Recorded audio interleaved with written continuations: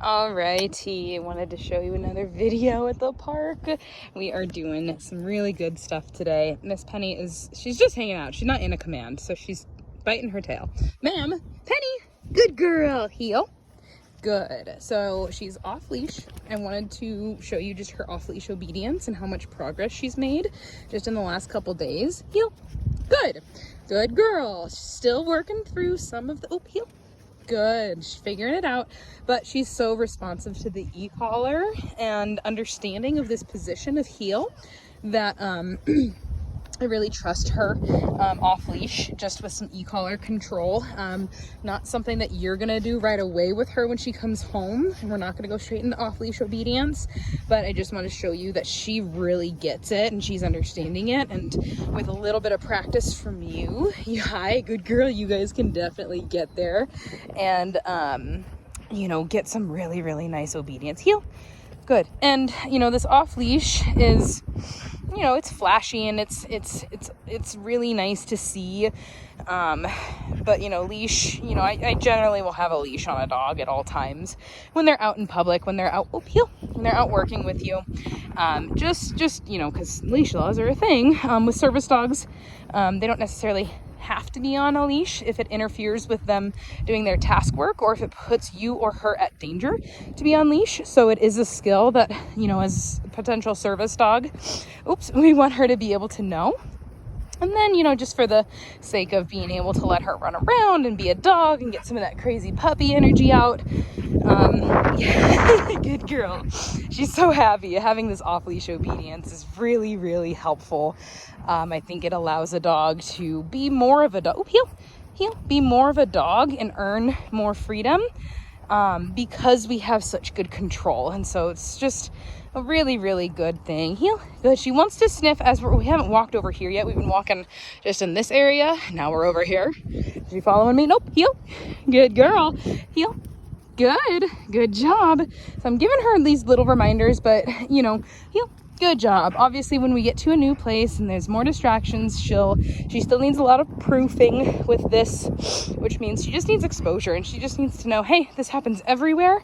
It doesn't matter if we're at home. It doesn't matter if we're at the same spot in the park that we always go to. It doesn't matter if we're at a store, wherever we are.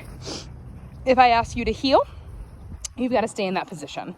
And that generalization of her understanding that this happens everywhere takes a long time to build. It's not something that happens just instantly. It's not something that I can even get done in just 3 weeks. This is kind of a lifetime learning process. And as she, you know, I can get a lot of reps and get her really good in a lot of places, but as she comes home with you, that's going to be a good thing for you guys to practice. Even just getting her to understand that it happens at your house and around your neighborhood. I know you can't drive, but you know, when you take her places, you know, just holding her to that expectation that, hey, just because we're in somewhere new doesn't mean that you get to do whatever you want. You've got to stay in this heel command. You've got to still listen to me when I ask you to do these things. Heel. Good girl. There we go. Penny, down. Good. This down has gotten really good though. So obviously moving and healing and staying with you is a big part of this obedience, but being able to have impulse control and just stay in one spot is just as important. She's a really good girl. I don't know if you could see the guy walking behind her there, but she kind of acted like she was gonna bark, and then she checked back in with me. I didn't have to correct her or anything. She did that on her own. So that's kind of the habit that I want to create. Good girl is when you see something that's exciting or distracting in the world, like, you don't need to react to it. You just need to stay focused on me and look to me for guidance. So even though she's kind of excited and she would like to run up and say hi, she's staying really well focused on me, and she's doing awesome. I don't have any food out with her right now. Just rewarding her. I'm getting her eye crusties.